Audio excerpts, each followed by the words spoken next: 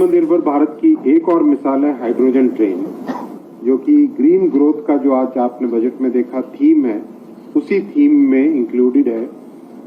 दिसंबर 2023 तक hydrogen train बन के निकलेगी, जो कि पूरी तरह से भारत में डिजाइन, भारत में मैन्युफैक्चर। भारत की पहली हाइड्रोजन ट्रेन इसी साल के अंत तक पटरियों पर दौड़ने लगेगी। ये भारत की ग्रीन ग्रोथ थीम के अनुरूप होगी। बता दें कि ये ट्रेन मेड इन इंडिया होगी। बजट में आत्मनिर्भर भारत और ग्रीन ग्रोथ के थीम पर आधारित होगी देश की पहली हाइड्रोजन ट्रेन। जब ये ट्रेन पटरियों पर सरपट भागेगी तो धुआं नहीं बल्कि पानी छोड़ेगी। हाइड्रोजन ट्रेन प्रदूषण पैदा नहीं करेगी। ये हाइड्रोजन ईंधन पर चलेगी। मोदी सरकार का प्लान पहले हेरिटेज साइट्स पर हाइड्रोजन ट्रेन चलाने का है। इस ट्रेन की खासियत आपको बता देते हैं। ग्रीन ग्रोथ थीम पर आधारित हाइड्रोजन ट्रेन चलने पर धुआं नहीं पानी छोड़ेगी। जर्मनी में 2022 में लॉन्च हुई थी हाइड्रोजन ट्रेन। भारत में ही बनेगी देश की पहली हाइड्रोजन ट्रेन। 140 किलोमीटर तक हो सकती है अधिकतम स्पीड। जा रहा है, उम्मीद जताई जा रही है कि 2023 के दिसंबर महीने तक देश को पहली हाइड्रोजन ट्रेन मिल जाएगी। है और धुएं के बजाय पानी छोड़ती है। हवा या फिर ठीक कहें तो हाइड्रोजन से चलने वाली ये ट्रेन जल्द ही भारतीय ट्रैक्स पर भी दिखाई देगी। अनुसार इस ट्रेन को वंदे मेट्रो का नाम दिया जाएगा और ये 1950-60 के समय में बनी ट्रेनों की जगह लेगी। वैष्णव का कहना है कि इस ट्रेन का डिजाइन मई या जून 2023 तक आ जाएगा और देश की पहली हाइड्रोजन से चलने वाली ट्रेन दिसंबर 2023 तक दौड़ने लगेगी। अगस्त 2022 में 4 साल के लंबे परीक्षण के बाद जर्मनी ने दुनिया की पहली हाइड्रोजन ट्रेन शुरू की। देश के लोअर सैक्सनी राज्य में ऐसी 14 ट्रेनों का बेड़ा लॉन्च किया गया। इन ट्रेनों को फ्रांस की कंपनी अल्टसॉम ने बनाया है। हाइड्रोजन से चलने वाली ट्रेन एक बार में 1000 किलोमीटर की दूरी तय करती है और 140 किलोमीटर प्रति घंटे तक की रफ्तार पकड़ सकती है। निपत जिंद मार्ग पर दिखाई दे सकती है। इसके लिए 2 DEMU ट्रेनों में हाइड्रोजन फ्यूल सेल लगाने का ठेका एक भारतीय कंपनी को दिया गया है। इसमें करीब 70 करोड़ रुपए का खर्च होने का अनुमान है, लेकिन अनुमान है कि 2 साल के भीतर ये इसकी भरपाई कर लेगा। 4.5 लीटर डीजल के बराबर माइलेज देगा। साथ ही इन ट्रेनों का रखरखाव सस्ता होगा। उम्मीद की जा रही है कि DEMU ट्रेनों के मुकाबले हाइड्रोजन से चलने वाली ट्रेनें सालाना करीब 2.5 करोड़ रुपए की बचत करें। के लिए डाला जाता है तो इससे सिर्फ पानी का उत्पादन होता है।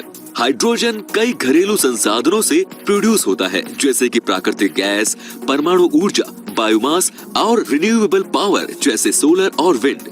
इसकी यही खासियत इसे परिवहन और बिजली उत्पादन के लिए एक आकर्षक ईंधन ऑप्शन बनाती है।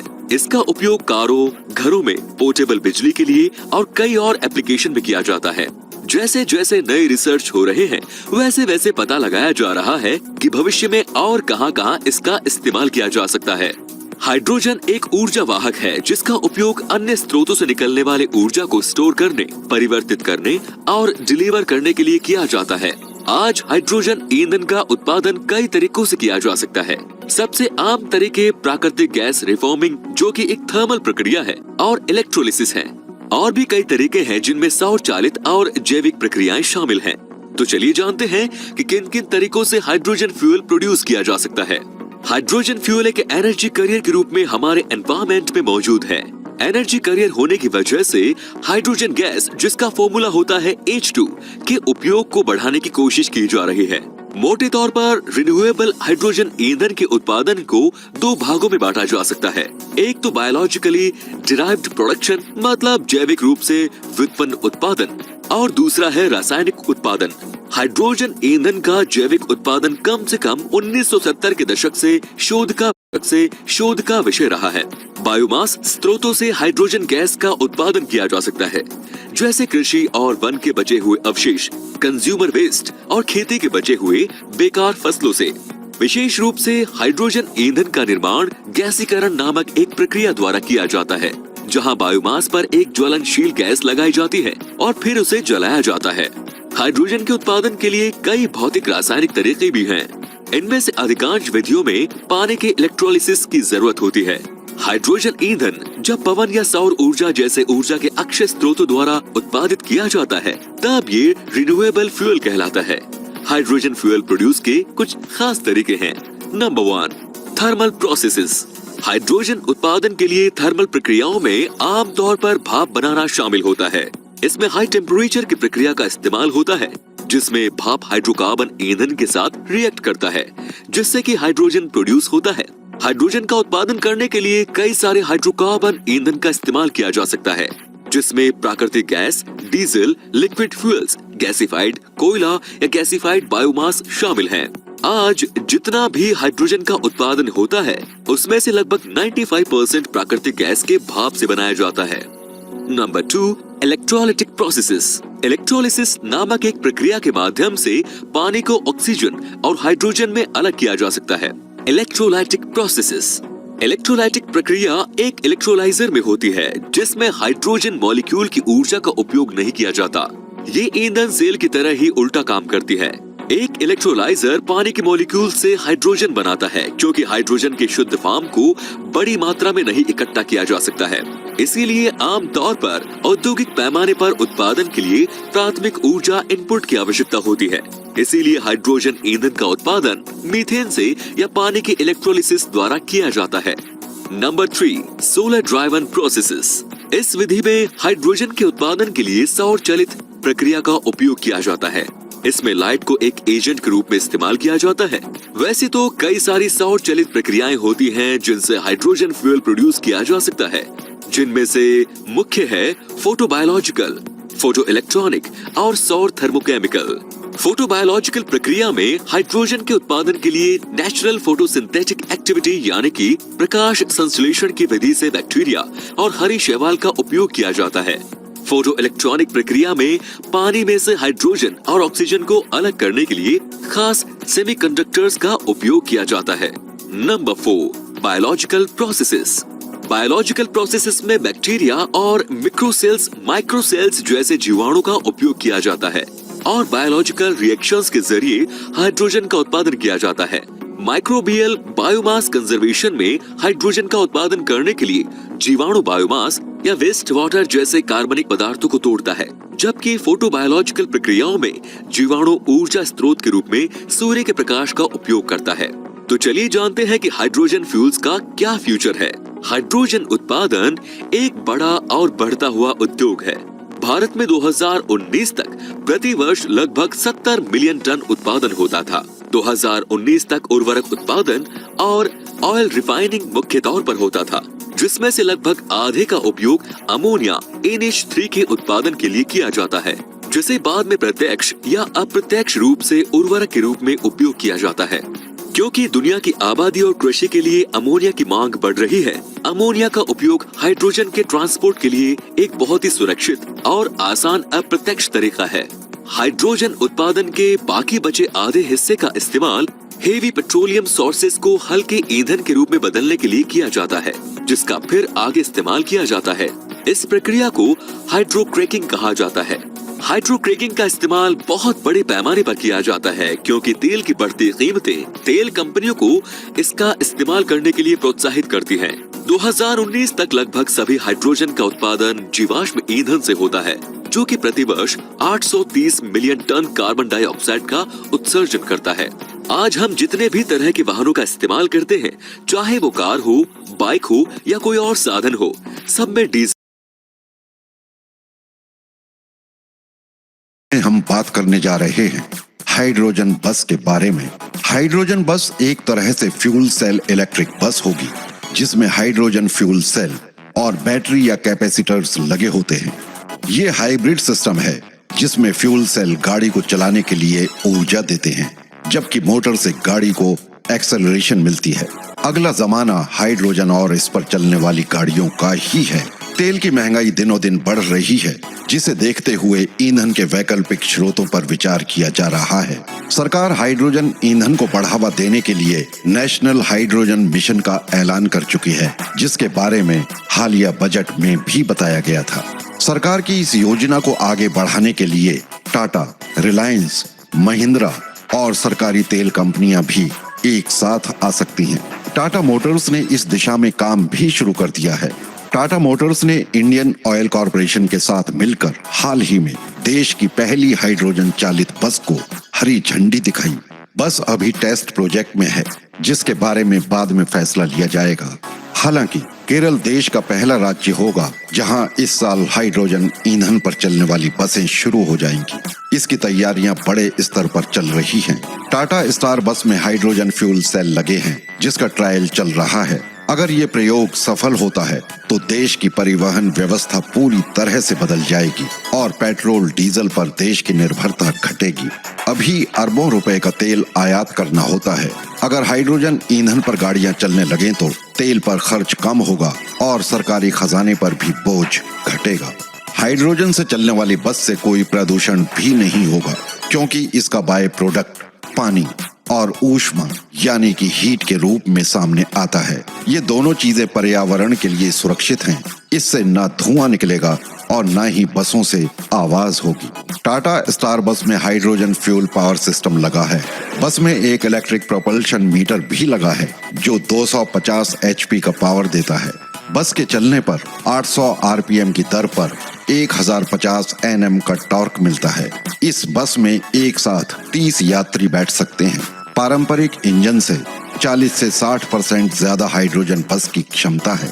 स्टार बस में लगे फ्यूल सेल अन्य इंजन्स की तुलना में 50% कम ईंधन खाते हैं। इस बस को इंटरसिटी ट्रांसपोर्टेशन का सबसे अच्छा माध्यम माना जा रहा है। हाइड्रोजन बस एक तरह से फ्यूल सेल इलेक्ट्रिक बस होगी, जिसमें हाइड्रोजन फ्यूल सेल और बैटरी या कैपेसिटर्स लगे होते हैं। यह हाइब्रिड सिस्टम है जिसमें फ्यूल सेल को गाड़ी को चलाने के लिए ऊर्जा देते हैं, जबकि मोटर से गाड़ी को एक्सेलरेशन मिलती है। गाड़ी के इंजन में इलेक्ट्रोकेमिकल रिएक्शन होता है, जिससे अंत में पानी और हीट निकलती है। इस प्रक्रिया में किसी तरह का प्रदूषण नहीं होता। इलेक्ट्रिक एनर्जी से गाड़ी दौड़ती है और बैटरी भी चार्ज होती है। हाइड्रोजन से निकली ऊष्मा ब्रेक रेजिस्टर पर जमा होती है, जिसका इस्तेमाल ठंड के दिनों में बस को गर्म रखने के लिए किया जा सकता है। हाइड्रोजन बस को रिफ्यूल करने में महज 7 मिनट का समय लगता है, लेकिन अब ऐसे भी डिजाइन बनाए जा रहे हैं जिसमें 5 मिनट से ज्यादा का समय ना लगे। हाइड्रोजन बस में ईंधन डालने के लिए शहर में जगह जगह पंप लगाने की जरूरत नहीं है। बस जिस डिपो की होगी सिर्फ वहीं पर हाइड्रोजन पंप लगेगा, जहां से बसें ईंधन लेकर निकलेंगी। औद्योगिक स्तर पर जिस हाइड्रोजन का इस्तेमाल होता है उसे नेचुरल गैस से हाइड्रोजन गैस पाना आसान होगा। हाइड्रोजन बस का संचालन डीजल बस की तरह ही होगा। इसलिए माना जा रहा है कि आने वाले समय में हाइड्रोजन बस पूरी तरह से डीजल बसों को बेदखल कर देंगी। पेट्रोल की बढ़ती कीमत और पर्यावरण के प्रति जागरूकता बढ़ने के बाद देश में ग्रीन मोबिलिटी की ओर लोगों का रुख बढ़ रहा है। ऐसे में जल्द ही दिल्ली जयपुर के बीच हाइड्रोजन ईंधन से चलने वाली बस शुरू होने वाली है, जिसका संचालन NTPC लिमिटेड द्वारा किया जाएगा। दिल्ली जयपुर के बीच शुरू होने वाली प्रीमियर हाइड्रोजन फ्यूल से चलने वाली बस सेवा गो इलेक्ट्रिक अभियान के तहत शुरू की जाएगी। वहीं केंद्रीय बिजली मंत्री के अनुसार सरकार जल्द ही दिल्ली जयपुर के बीच इलेक्ट्रिक बस के संचालन की भी योजना बना रही है। दिल्ली जयपुर के बीच चलने वाली पहली हाइड्रोजन बस का संचालन NTPC के द्वारा होगा और इसलिए हाइड्रोजन के 3 प्रकार हैं। एक पानी से ऑक्सीजन हाइड्रोजन अलग करके जो हाइड्रोजन निकलेगा उससे गाड़ी चलेगी। इलेक्ट्रिक की कार का खर्चा 1 रुपये पर किलोमीटर है, इसका ज़्यादा से 1.5 रुपये से 2 रुपये आएगा। तो कल्पना यह है कि कोयले से जो बनता है वो ब्लैक हाइड्रोजन होता है और पेट्रोलियम से बनता है वो ब्राउन हाइड्रोजन होता है, पर हमें ग्रीन हाइड्रोजन ही तैयार करना है। और ग्रीन हाइड्रोजन एनवायरनमेंट की दृष्टि से एकदम इकोलॉजी एंड एनवायरनमेंट के लिए पूरक है, कोई पोल्यूशन नहीं होता। तो ये जो गाड़ी है ये हमारा, इसका नाम ही जो है वो फ्यूचर है, भविष्य। एक्चुअली इसका एक मिनट, अरे इसका जापानी नाम क्या है? मिराई। मिराई ये नाम है। मिराई का अर्थ होता है भविष्य। तो ये दुनिया का भविष्य है और ये इसके कारण पेट्रोल डीजल का जो आज कीमतें बढ़ी वो हमको भुगतना ही होगा। देश में हमने इसके स्टैंडर्ड्स पक्के कर दिए हैं और जल्दी ही ये गाड़ी इंडिया में आएगी, फिलिंग स्टेशंस आएंगे और देश में एक बड़ा रिवोल्यूशन होगा और हमारा इंपोर्ट कम होगा और आत्मनिर्भर भारत का सपना निश्चित रूप से पूरा होगा। भारत में क्या कास्ट पड़ेगी सर, इसकी क्या क्या? अभी तो कास्ट के बारे में कुछ बता नहीं पाएंगे, पर फ्यूल के लिए आपने भुगता पड़ेगी अगर ये। और फ्यूल के बारे में मैंने अर्बन मिनिस्टर पुरी साहब को रिक्वेस्ट की है कि हमारे नगर पालिका और महानगर पालिका में जो गंदा पानी है वो साफ करके रूफटॉप सोलर और विंड लगाकर उसी पानी से हम ग्रीन हाइड्रोजन तैयार करें। और दूसरी ओर जो सॉलिड वेस्ट मैनेजमेंट में मेटल, ग्लास और प्लास्टिक बाहर करके फिर उससे जो ऑर्गेनिक वेस्ट होगी उससे मीथेन निकलता है बायोडाइजेस्टर में, उससे भी ग्रीन हाइड्रोजन तैयार होगा और किसानों को भी बायोमास से होगा। तो हमारे देश का किसान अब ग्रीन हाइड्रोजन तैयार करेगा, वेस्ट से ग्रीन हाइड्रोजन तैयार होगा और उससे हमारी फ्यूल इफिशिएंसी बढ़ेगी। हम फ्यूल को इंपोर्ट करने वाले नहीं, एक्सपोर्ट करने वाले बनेंगे। Chemical industry, steel industry, pharmaceutical industry, जहां जहां कोयला और ऑयल यूज होता है वहां सब जगह पर अब एनर्जी के लिए ग्रीन हाइड्रोजन तय होगा। भारतीय बाजार में हाल में अपनी hydrogen car Toyota Mirai launch की थी। हाइड्रोजन फ्यूल सेल पर चलने वाली देश की इस पहली कार को गडकरी ने ही लॉन्च किया था। गडकरी ने इस कार को फ्यूचर यूं ही नहीं बताया। दिलचस्प बात यह है कि कार के नाम का अर्थ भी यही है। जापानी भाषा के मिराई शब्द का मतलब ही फ्यूचर यानी भविष्य है। टोयोटा ने इस कार के लिए hydrogen based fuel cell system develop किया है। दरअसल ये भी एक इलेक्ट्रिक गाड़ी है जो हाइड्रोजन यूज कर चलने के लिए जरूरी इलेक्ट्रिसिटी बनाती है। इसके फ्यूल टैंक से हाइड्रोजन की सप्लाई फ्यूल सेल स्टैक को की जाती है। ये कार चारों ओर हवा में मौजूद ऑक्सीजन को खींचती है, फिर इन दोनों गैसों के केमिकल रिएक्शन से पानी और बिजली जनरेट होती है। बिजली का इस्तेमाल कार को चलाने में होता है, जबकि पानी साइलेंसर से बाहर आ जाता है। टोयोटा कंपनी ने बताया कि इस कार में 5 मिनट के अंदर हाइड्रोजन टैंक फुल हो सकता है और एक बार फुल होने के बाद ये कार 600 किलोमीटर तक का रास्ता आसानी से तय कर सकती है।